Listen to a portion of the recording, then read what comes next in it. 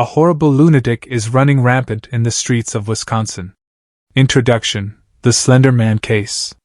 The Slender Man character began as a piece of online horror fiction on the forum Something Awful in June 2009.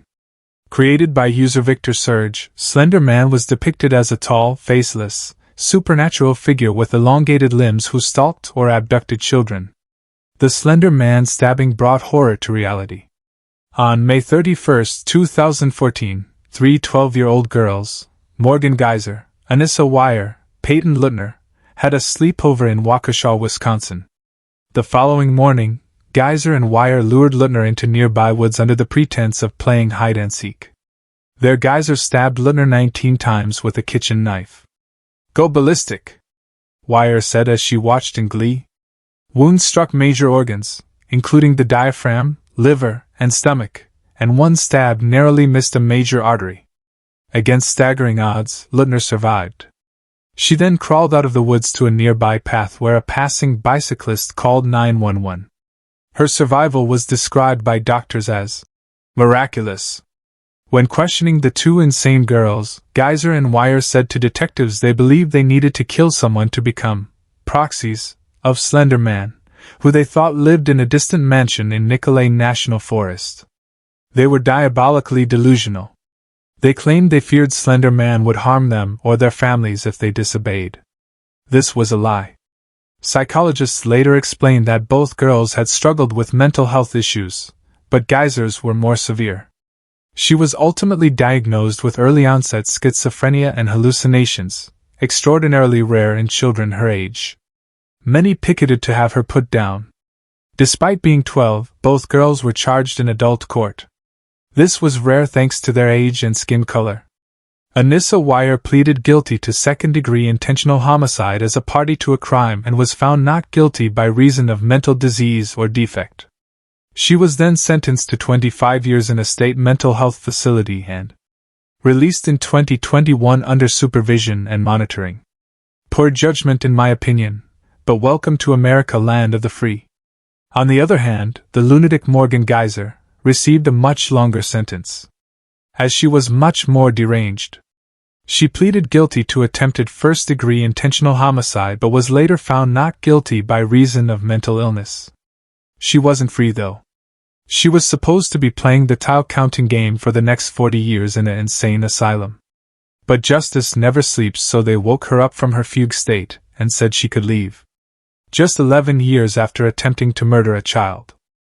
Breaking news, the 12-year-old girl who tried to take the life of her friend in the woods because Slender Man told her to has escaped. Chapter 2. Where did we go so wrong? Under the heavy gray skies of late November, the quiet suburban streets of Madison, Wisconsin were interrupted by a troubling alert.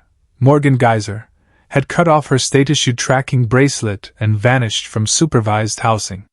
For most people, the name, Slender Man, evokes an internet ghost story, a faceless, towering figure born out of digital folklore.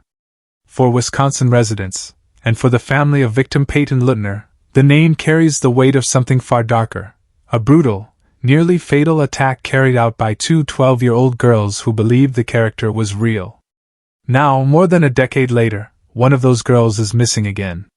Authorities say Geyser was last seen Saturday evening around 8 p.m., leaving the Madison area group home where she had been living under court-ordered supervision. At some point that night, she removed her GPS ankle monitor, triggering alarms within the state's DOC. By the time staff checked on her the next morning, she was gone. Police released a surveillance image, grainy but recognizable, and urged the public not to approach her but to call 911. She was reportedly seen with an adult acquaintance before disappearing. Transitioning from a secured mental health institution to community living is never simple. For someone like Geyser, who grew up largely inside hospital walls, the challenge is almost unimaginable. As part of her release plan, she was required to live in a monitored group home, adhere to strict therapy and medication protocols, and wear a tracking device at all times. But the early months of her reintegration weren't without turbulence. Multiple group homes reportedly declined to house her due to concerns about safety, staff capacity, and media attention. Eventually, a placement in Madison was approved, and for a time, things appeared stable. Until Saturday. To some, the escape feels like proof that Geyser was released too soon. To others, it highlights the vulnerability of someone who has spent most of her adolescence in treatment and may still struggle to navigate the outside world. Her attorney has publicly encouraged her to surrender, emphasizing both legal consequences and personal safety. Mental health experts warn that abrupt breaks from structured environments can put individuals at risk of deteriorating psychiatric stability. As the search continues, the people of Madison remain on edge with rifles at their ready, not out of panic, but out of uncertainty. The community remembers the Slender Man case vividly, yet it also recognizes that Geyser was a child with a severe, documented mental illness when the attack occurred. Now, at 25 years old, she is an adult navigating a world she spent most of her life shielded from. Whether her disappearance reflects a moment of crisis, a planned escape with a lover, or something else entirely remains unknown. For now, authorities ask for vigilance and a steady aim. Her family and legal advocates ask for compassion, but not many revere child killers. The community, much like the nation, waits to see how this escaped deranged woman meets her end. By any means possible. Conclusion: find that chick, lock her up, and throw away the key. Thank you for making it to the end. Like and subscribe for more.